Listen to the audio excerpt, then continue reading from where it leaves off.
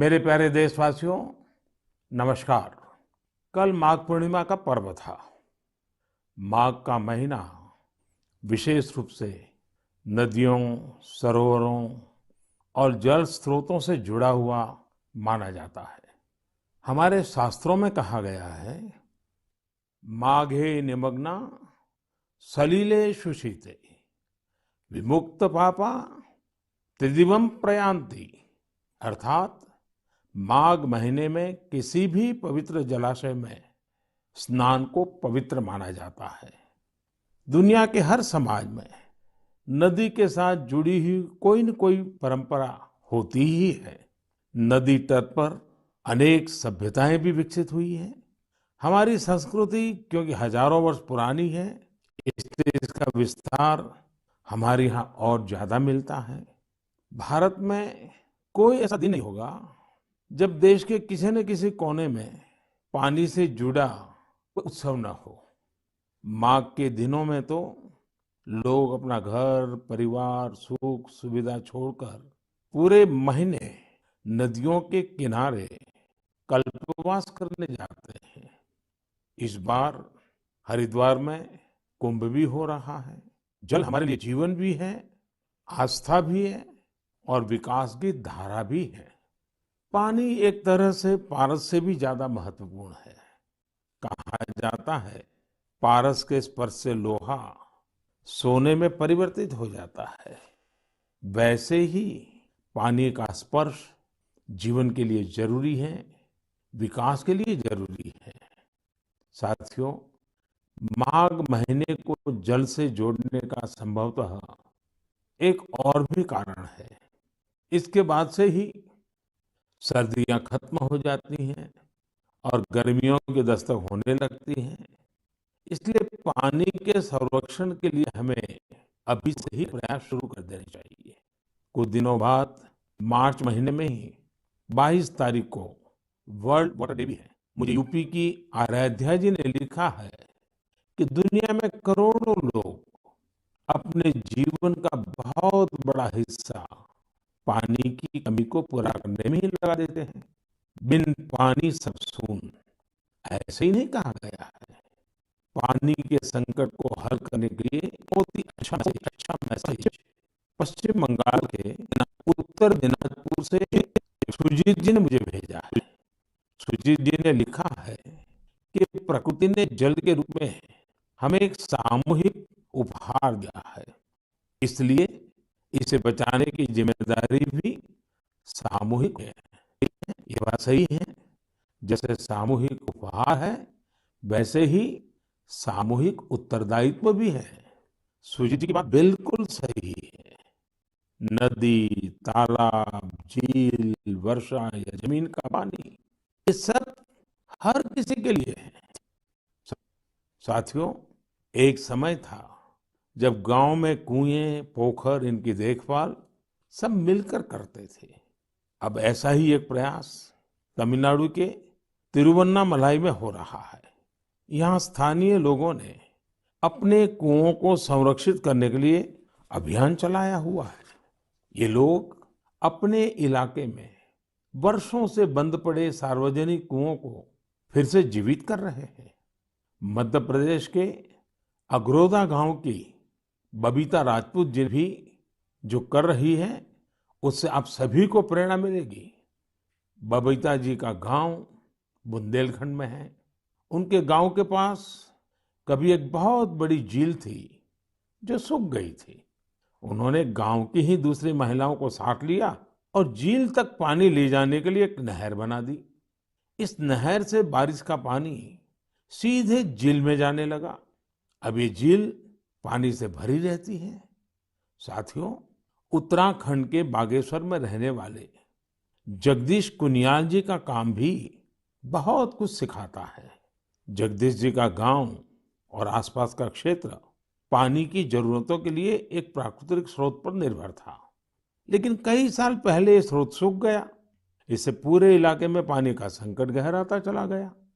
जगदीश जी ने इस संकट का हल वृक्षारोपण से करने की ठानी। उन्हें पूरे इलाके में गांव के लोगों के साथ मिलकर हजारों पेड़ लगाए। और आज उनके इलाके का सूख चुका वो जल स्रोत फिर से भर गया है। साथियों, पानी को लेकर हमें इसी तरह अपनी सामूहिक जिम्मेदारियों को समझना होगा। भारत के ज्यादातर हिस्सों में मई जून में बारिश शुरू होती है। क्या हम अभी से अपने आसपास के जल स्रोतों की सफाई के लिए, वर्षा जल के संचयन के लिए 100 दिन का कोई अभियान शुरू कर सकते हैं? इसी सोच के साथ अब से कुछ दिन बाद जल शक्ति मंत्रालय द्वारा भी जल शक्ति अभियान कैच द रेन भी शुरू किया जा रहा है। इस अभियान का मूल मंत्र है catch the rain where it falls when it falls. हम अभी से जुटेंगे, हम पहले से जो रेन वाटर हार्वेस्टिंग सिस्टम है उन्हें दुरुस्त करवा लेंगे, गांवों में, तालाबों में, पोखरों की सफाई करवा लेंगे, जल स्रोतों तक जा रहे पानी के रास्ते की रुकावटें दूर कर लेंगे, तो ज्यादा से ज्यादा वर्षा जल का संचयन कर पाएंगे। मेरे प्यारे देशवासियों, जब भी माघ महीने और इसके आध्यात्मिक सामाजिक महत्व की चर्चा होती है, तो ये चर्चा एक नाम के बिना पूरी नहीं होती। ये नाम है संत रविदास जी का। माघ पूर्णिमा के दिन ही संत रविदास जी की जयंती होती है। आज भी संत रविदास जी के शब्द, उनका ज्ञान हमारा पथ प्रदर्शन करता है। उन्होंने कहा था, एकई माटी के सब भांडे, सबका एको सृजनहार। रविदास व्यापई एकई घट भीतर, सबको एकई घड़े कुम्हार। हम सभी एक ही मिट्टी के बर्तन हैं, हम सभी को एक ने ही गढ़ा है। संत रविदास जी ने समाज में व्याप्त विकृतियों पर हमेशा खुलकर अपनी बात कही। उन्होंने इन विकृतियों को समाज के सामने रखा, उसे सुधारने की राह दिखाई। और तभी तो मीरा जी ने कहा था, गुरु मिलिया रैदास, दीनी ज्ञान की घुटकी। ये मेरा सौभाग्य है कि मैं संत रविदास जी की जन्मस्थली वाराणसी से जुड़ा हुआ हूँ।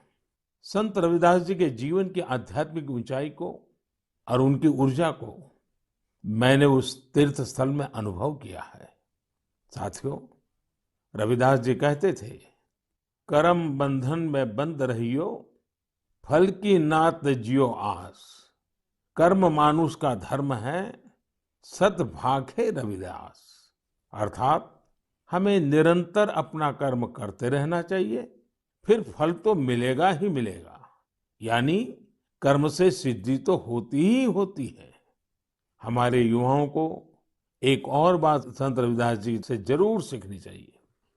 युवाओं को कोई भी काम करने के लिए खुद को पुराने तौर तरीकों में बांधना नहीं चाहिए। आप अपने जीवन को खुद ही तय करिए, अपने तौर तरीके भी खुद बनाइए और अपने लक्ष्य भी खुद ही तय करिए। अगर आपका विवेक, आपका आत्मविश्वास मजबूत है, तो आपको दुनिया में किसी भी चीज से डरने की जरूरत नहीं है। मैं ऐसा इसलिए कहता हूँ क्योंकि कई बार हमारे युवा एक चली आ रही सोच के दबाव में वो काम नहीं कर पाते जो करना वाकई उन्हें पसंद होता है। इसलिए आपको कभी भी नया सोचने, नया करने में संकोच नहीं करना चाहिए। इसी तरह संत रविदास जी ने एक और महत्वपूर्ण संदेश दिया है। ये संदेश है अपने पैरों पर खड़ा होना। हम अपने सपनों के लिए किसी दूसरे पर निर्भर रहें, ये बिल्कुल ठीक नहीं है। जो जैसा है वैसा चलता रहे, रविदास जी कभी भी इसके पक्ष में नहीं थे। और आज हम देखते हैं कि देश का युवा भी इस सोच के पक्ष में बिल्कुल नहीं है। आज जब मैं देश के युवाओं में इनोवेटिव स्पिरिट देखता हूं, तो मुझे लगता है कि हमारे युवाओं पर संत रविदास जी को जरूर गर्व होता। मेरे प्यारे देशवासियों, आज नेशनल साइंस डे भी है। आज का दिन भारत के महान वैज्ञानिक डॉक्टर सीवी रमन जी द्वारा की गई रमन इफेक्ट खोज को समर्पित है। केरल से योगेश्वरन जी ने नमो ऐप पर लिखा है कि रमन इफेक्ट की खोज ने पूरी विज्ञान की दिशा को बदल दिया था। इससे जुड़ा हुआ एक बहुत अच्छा संदेश मुझे नासिक के स्नेहिल जी ने भी भेजा है। स्नेहिल जी ने लिखा है कि हमारे देश के अनगिनत वैज्ञानिक हैं जिनके योगदान के बिना साइंस इतनी प्रगति नहीं कर सकती थी। हम जैसे दुनिया के दूसरे वैज्ञानिकों के बारे में जानते हैं, वैसे ही हमें भारत के वैज्ञानिकों के बारे में भी जानना चाहिए। मैं भी मन की बात के इन श्रोताओं की बात से सहमत हूँ। मैं जरूर चाहूंगा कि हमारे युवा भारत के वैज्ञानिक इतिहास को, हमारे वैज्ञानिकों को जाने, समझे और खूब पढ़ें। साथियों, जब हम साइंस की बात करते हैं तो कई बार इसे लोग फिजिक्स, केमिस्ट्री या फिर लैब्स तक ही सीमित कर देते हैं। लेकिन साइंस का विस्तार तो इससे कहीं ज्यादा है। और आत्मनिर्भर भारत अभियान में साइंस की शक्ति का बहुत योगदान भी है। हमें साइंस को लैब टू लैंड के मंत्र के साथ आगे बढ़ाना होगा। उदाहरण के तौर पर हैदराबाद के चिंतला वेंकट रेड्डी जी हैं। रेड्डी जी के एक डॉक्टर मित्र ने उन्हें एक बार विटामिन डी की कमी से होने वाली बीमारियां और उसके खतरों के बारे में बताया। रेड्डी जी किसान हैं। उन्होंने सोचा कि वो इस समस्या के समाधान के लिए क्या कर सकते हैं। इसके बाद उन्होंने मेहनत की और गेहूं चावल की ऐसी प्रजातियों को विकसित की जो खास तौर पर विटामिन डी से युक्त है। इसी महीने उन्हें World Intellectual Property Organization Geneva से पेटेंट भी मिली है। ये हमारी सरकार का सौभाग्य है कि वेंकट रेड्डी जी को पिछले साल पद्मश्री से भी सम्मानित किया था। ऐसे ही बहुत इनोवेटिव तरीके से लद्दाख के उरगेन फुत्सौग भी काम कर रहे हैं। उरगेन जी इतनी ऊंचाई पर ऑर्गेनिक तरीके से खेती करके करीब 20 फसलें उगा रहे हैं, वो भी साइक्लिक तरीके से। यानी वो एक फसल के वेस्ट को दूसरी फसल में खाद के तौर पर इस्तेमाल कर लेते हैं। है ना कमाल की बात। इसी तरह गुजरात के पाटन जिले में कामराज भाई चौधरी ने घर में ही सहजन के अच्छे बीज विकसित किए हैं। सहजन को कुछ लोग सरगवा बोलते हैं। इसे मोरिंगा या ड्रमस्टिक भी कहा जाता है। अच्छे बीजों की मदद से जो सहजन पैदा होता है, उसकी क्वालिटी भी अच्छी होती है। अपनी उपज को वो अब तमिलनाडु और पश्चिम बंगाल भेजकर अपनी आय भी बढ़ा रहे हैं। साथियों, आजकल चिया सीड्स का नाम आप लोग बहुत सुनते होंगे। हेल्थ अवेयरनेस से जुड़े लोग इसे काफी महत्व देते हैं और दुनिया में इसकी बड़ी मांग भी है। भारत में इसे ज्यादातर बाहर से मंगाते हैं, लेकिन अब चिया सीड्स में आत्मनिर्भरता का बीड़ा भी लोग उठा रहे हैं। ऐसे ही यूपी के बाराबंकी में हरिश्चंद्र जी ने चिया सीड्स की खेती शुरू की है। चिया सीड्स की खेती उनकी आय भी बढ़ाएगी और आत्मनिर्भर भारत अभियान में मदद भी करेगी। साथियों, एग्रीकल्चर वेस्ट से वेल्थ क्रिएट करने के भी कई प्रयोग देश भर में सफलतापूर्वक चल रहे हैं।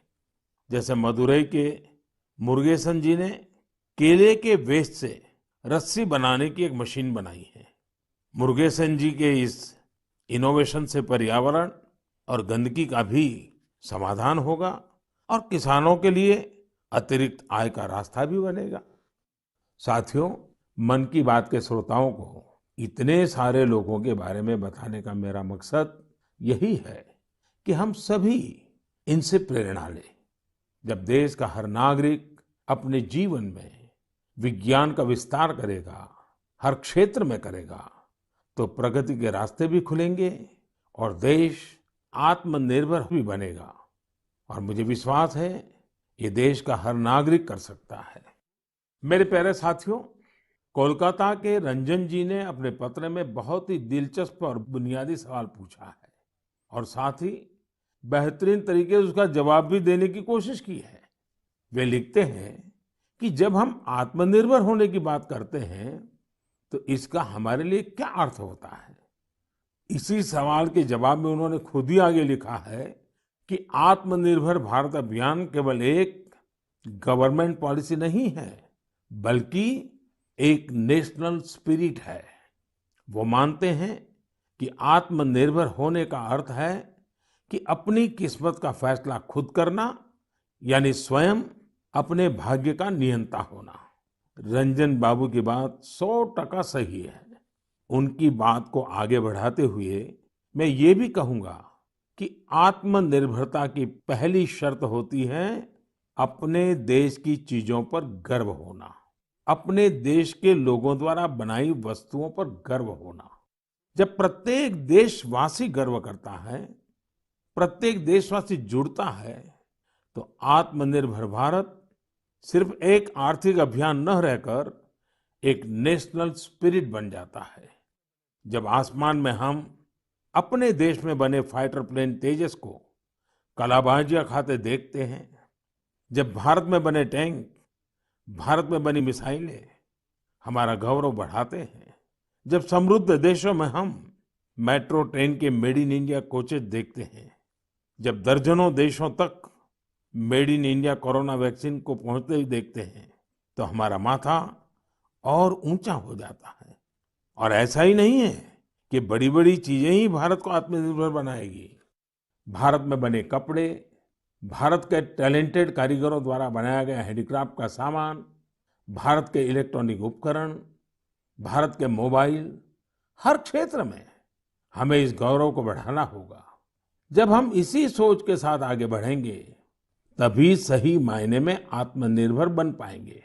और साथियों, मुझे खुशी है कि आत्मनिर्भर भारत का ये मंत्र देश के गांव-गांव में पहुंच रहा है। बिहार के बेतिया में यही हुआ है, जिसके बारे में मुझे मीडिया में पढ़ने को मिला। बेतिया के रहने वाले प्रमोद जी दिल्ली में एक टेक्नीशियन के रूप में एलईडी बल्ब बनाने वाली फैक्ट्री में काम करते थे। उन्होंने इस फैक्ट्री में कार्य करने के दौरान पूरी प्रक्रिया को बहुत बारीकी से समझा, लेकिन कोरोना के दौरान प्रमोद जी को अपने घर वापस लौटना पड़ा। आप जानते हैं, लौटने के बाद प्रमोद जी ने क्या किया? उन्होंने खुद एलईडी बल्ब बनाने की एक छोटी सी यूनिट ही शुरू कर दी। उन्होंने अपने क्षेत्र के कुछ युवाओं को साथ लिया और कुछ ही महीनों में फैक्ट्री वर्कर से लेकर फैक्ट्री ओनर बनने तक का सफर पूरा कर दिया, वह भी अपने ही घर में रहते हुए। एक और उदाहरण है यूपी के गढ़मुक्तेश्वर का। गढ़मुक्तेश्वर से श्रीमान संतोष जी ने लिखा है कि कैसे कोरोना काल में उन्होंने आपदा को अवसर में बदला। संतोष जी के पुरखे शानदार कारीगर थे, चटाई बनाने का काम करते थे। कोरोना के समय जब बाकी काम रुके, तो इन लोगों ने बड़ी ऊर्जा और उत्साह के साथ चटाई बनाना शुरू किया। जल्द ही उन्हें न केवल उत्तर प्रदेश बल्कि दूसरे राज्यों से भी चटाई के ऑर्डर मिलने शुरू हो गए। संतोष जी ने यह भी बताया है, इससे इस क्षेत्र की सैकड़ों साल पुरानी खूबसूरत कला को भी एक नई ताकत मिली है। साथियों, देश भर में ऐसे कई उदाहरण हैं जहां लोग आत्मनिर्भर भारत अभियान में इसी तरह अपना योगदान दे रहे हैं। आज यह एक भाव बन चुका है जो आम जनों के दिलों में प्रवाहित हो रहा है। मेरे प्यारे देशवासियों, मैंने नमो ऐप पर गुड़गांव निवासी मयूर की एक इंटरेस्टिंग पोस्ट देखी। वे पैशनेट बर्ड वॉचर और नेचर लवर है। मयूर जी ने लिखा है कि मैं तो हरियाणा में रहता हूं, लेकिन मैं चाहता हूं कि आप असम के लोगों और विशेष रूप से काजीरंगा के लोगों की चर्चा करें। मुझे लगा कि मयूर जी राइनोज के बारे में बात करेंगे, जिन्हें वहां का गौरव कहा जाता है। लेकिन मयूर जी ने काजीरंगा में वाटरफॉल्स की संख्या में हुई बढ़ोतरी को लेकर असम के लोगों की सराहना के लिए कहा है। मैं ढूंढ रहा था कि हम वाटरफॉल्स को साधारण शब्दों में क्या कह सकते हैं, तो एक शब्द मिला, जल पक्षी। ऐसे पक्षी जिनका बसेरा पेड़ों पर नहीं, पानी पर होता है, जैसे बतख वगैरह। Kaziranga national park and tiger reserve authority कुछ समय से एनुअल वाटरफाउल सेंसस करती आ रही है। इस सेंसस से जल पक्षियों की संख्या का पता चलता है और उनके पसंदीदा हैबिटेट की जानकारी मिलती है। अभी 2-3 सप्ताह पहले ही सर्वे फिर हुआ है। आपको भी ये जानकर खुशी होगी कि इस बार जल पक्षियों की संख्या पिछले वर्ष की तुलना में करीब 175% ज्यादा आई है। इस सेंसस के दौरान काजीरंगा नेशनल पार्क में बर्ड्स की कुल 112 स्पीशीज को देखा गया है। इनमें से 58 स्पीशीज यूरोप, सेंट्रल एशिया और ईस्ट एशिया सहित दुनिया के विभिन्न हिस्सों से आए विंटर माइग्रेंट्स है। इसका सबसे महत्वपूर्ण कारण यह है कि यहाँ बेहतर वाटर कंजर्वेशन होने के साथ ह्यूमन इंटरफियरेंस बहुत कम है। वैसे कुछ मामलों में पॉजिटिव ह्यूमन इंटरफियरेंस भी बहुत महत्वपूर्ण होता है। असम के श्री जादव पायेंग को ही देख लीजिए। आप में से कुछ लोग उनके बारे में जरूर जानते होंगे। अपने कार्यों के लिए उन्हें पद्म सम्मान मिला है। श्री जादव पायेंग वो शख्स हैं जिन्होंने असम में मजुली आइलैंड में करीब 300 हेक्टेयर प्लांटेशन में अपना सक्रिय योगदान दिया है। वे वन संरक्षण के लिए काम करते रहे हैं और लोगों को प्लांटेशन एवं बायोडायवर्सिटी के कंजर्वेशन को लेकर प्रेरित करने में भी जुटे हुए हैं। साथियों, असम में हमारे मंदिर भी प्रकृति के संरक्षण में अपनी अलग ही भूमिका निभा रहे हैं। यदि आप हमारे मंदिरों को देखेंगे तो पाएंगे कि हर मंदिर के पास तालाब होता है। हजो स्थित हयाग्रीव मधेब मंदिर, सोनितपुर के नागशंकर मंदिर और गुवाहाटी में स्थित उग्रतारा टेम्पल के पास इस प्रकार के कई तालाब हैं। इनका उपयोग विलुप्त होते कछुओं की प्रजातियों को बचाने के लिए किया जा रहा है। असम में कछुओं की सबसे अधिक प्रजातियां पाई जाती हैं।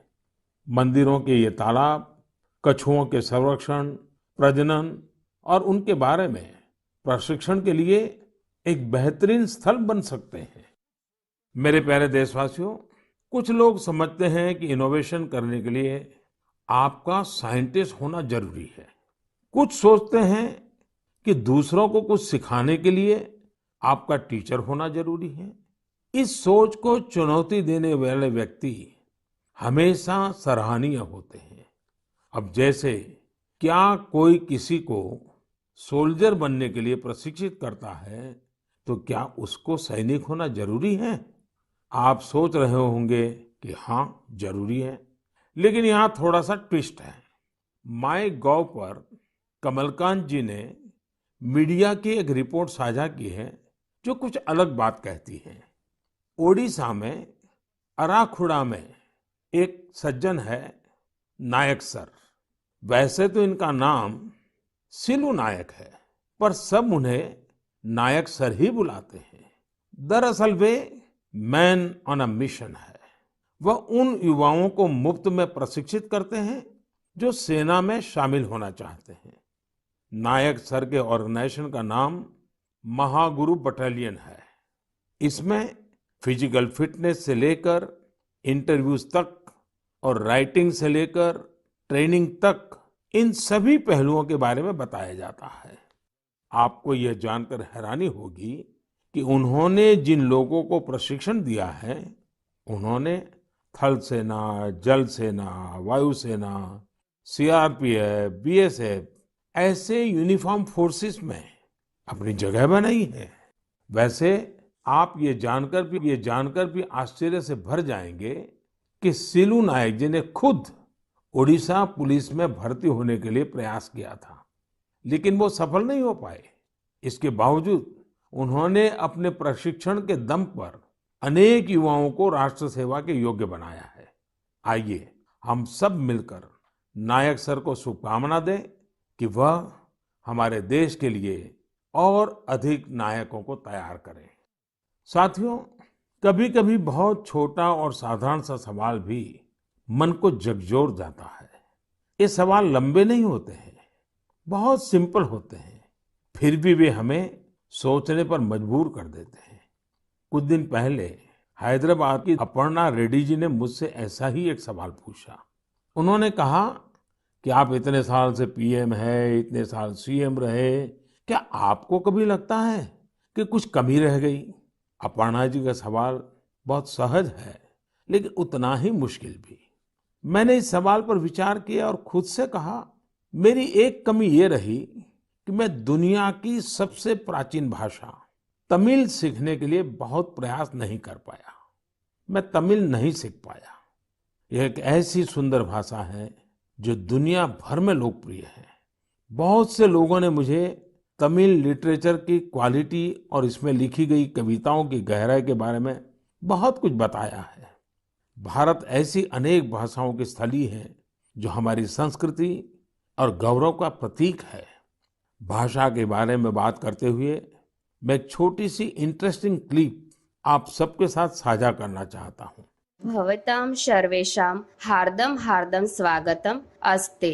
एकता मूर्त्याः दक्षिणतः सातपुला पर्वतमाला अस्ति। एकता मूर्त्याः वामतः विन्ध्याचल पर्वतमाला अस्ति।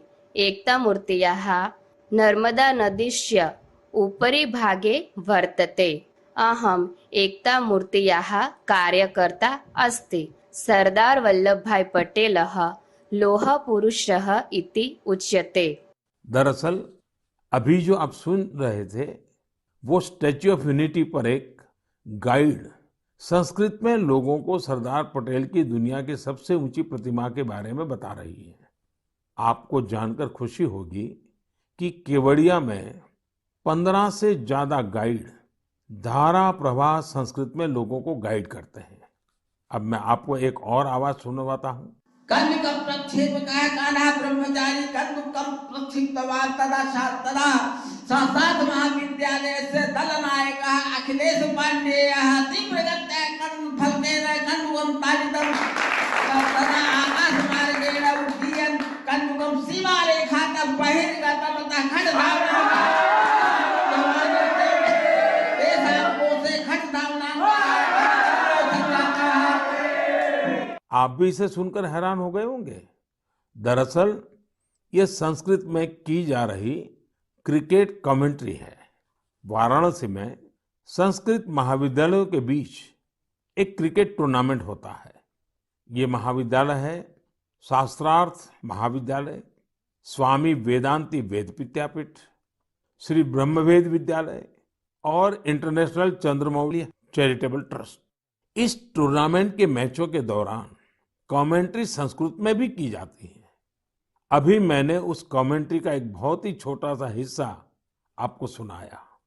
यही नहीं, इस टूर्नामेंट में खिलाड़ी और कमेंटेटर पारंपरिक परिधान में नजर आते हैं। यदि आपको एनर्जी, एक्साइटमेंट, सस्पेंस सब कुछ एक साथ चाहिए तो आपको खेलों की कमेंट्री सुननी चाहिए। टीवी आने से बहुत पहले स्पोर्ट्स कमेंट्री ही वो माध्यम थी जिसके जरिए क्रिकेट और हॉकी जैसे खेलों का रोमांच देश भर के लोग महसूस करते थे। टेनिस और फुटबॉल मैचों की कमेंट्री भी बहुत अच्छी तरह से पेश की जाती है। हमने देखा है कि जिन खेलों में कमेंट्री समृद्ध है उनका प्रचार प्रसार बहुत तेजी से होता है। हमारे यहाँ भी बहुत से भारतीय खेल हैं, लेकिन उनमें कमेंट्री कल्चर नहीं आया है और इस वजह से वो लुप्त होने की स्थिति में है। मेरे मन में एक विचार है, क्यों न अलग अलग स्पोर्ट्स और विशेषकर भारतीय खेलों की अच्छी कमेंट्री अधिक से अधिक भाषाओं में हो। हमें इसे प्रोत्साहित करने के बारे में जरूर सोचना चाहिए। मैं खेल मंत्रालय और प्राइवेट संस्थान के सहयोगियों से इस बारे में सोचने का आग्रह करूंगा। मेरे प्यारे युवा साथियों, आने वाले कुछ महीने आप सबके जीवन में विशेष महत्व रखते हैं। अधिकतर युवा साथियों के एग्जाम्स, परीक्षाएं होगी। आप सबको याद है ना, वॉरियर बनना है, वॉरियर नहीं। हंसते हुए एग्जाम देने जाना है और मुस्कुराते हुए लौटना है। किसी और से नहीं, अपने आप से ही स्पर्धा करनी है। पर्याप्त नींद भी लेनी है और टाइम मैनेजमेंट भी करना है। खेलना भी नहीं छोड़ना है, क्योंकि जो खेले वो खिले। रिवीजन और याद करने के स्मार्ट तरीके अपनाने हैं। यानी कुल मिलाकर इन एग्जाम्स में अपने बेस्ट को बाहर लाना है। आप सोच रहे होंगे, यह सब होगा कैसे? हम सब मिलकर यह करने वाले हैं। हर वर्ष की तरह इस वर्ष भी हम सब करेंगे परीक्षा पे चर्चा। लेकिन मार्च में होने वाली परीक्षा पे चर्चा से पहले मेरी आप सभी एग्जाम वॉरियर से, पेरेंट्स से और टीचर से रिक्वेस्ट है कि अपने अनुभव, अपने टिप्स जरूर शेयर करें। आप माय गॉव पर शेयर कर सकते हैं, नरेंद्र मोदी ऐप पर शेयर कर सकते हैं। इस बार की परीक्षा पे चर्चा में युवाओं के साथ साथ पेरेंट्स और टीचर्स भी आमंत्रित है। कैसे पार्टिसिपेट करना है, कैसे प्राइज जीतने हैं, कैसे मेरे साथ डिस्कशन का अवसर पाना है, ये सारी जानकारियां आपको माय गॉव पर मिलेगी। अब तक 1 लाख से अधिक विद्यार्थी, करीब 40,000 पेरेंट्स और तकरीबन 10,000 टीचर भाग ले चुके हैं। आप भी आज ही पार्टिसिपेट कीजिए। इस कोरोना के समय में मैंने कुछ समय निकालकर एग्जाम वॉरियर बुक में भी कई नए मंत्र जोड़ दिए हैं। अब इसमें पेरेंट्स के लिए भी कुछ मंत्र ऐड किए गए हैं। इन मंत्रों से जुड़ी ढेर सारी interesting activities Narendra Modi app पर दी हुई है, जो आपके अंदर के एग्जाम वॉरियर को इग्नाइट करने में मदद करेगी। आप इनको जरूर ट्राई करके देखिए। सभी युवा साथियों को आने वाली परीक्षाओं के लिए बहुत बहुत शुभकामनाएं। मेरे प्यारे देशवासियों, मार्च का महीना हमारे फाइनेंशियल ईयर का आखिरी महीना भी होता है। इसलिए आप में से बहुत से लोगों के लिए काफी व्यस्तता भी रहेगी। अब जिस तरह से देश में आर्थिक गतिविधियां तेज हो रही हैं, उससे हमारे व्यापारी और उद्यमी साथियों की व्यस्तता भी बहुत बढ़ रही है। इन सारे कार्यों के बीच हमें कोरोना से सावधानी कम नहीं करनी है। आप सब स्वस्थ रहेंगे, खुश रहेंगे, कर्तव्य पथ पर डटे रहेंगे, तो देश तेजी से आगे बढ़ता रहेगा। आप सभी को त्योहारों की अग्रिम शुभकामनाएं। साथ साथ कोरोना के संबंध में जो भी नियमों का पालन करना है, उसमें कोई ढिलाई नहीं आनी चाहिए। बहुत बहुत धन्यवाद।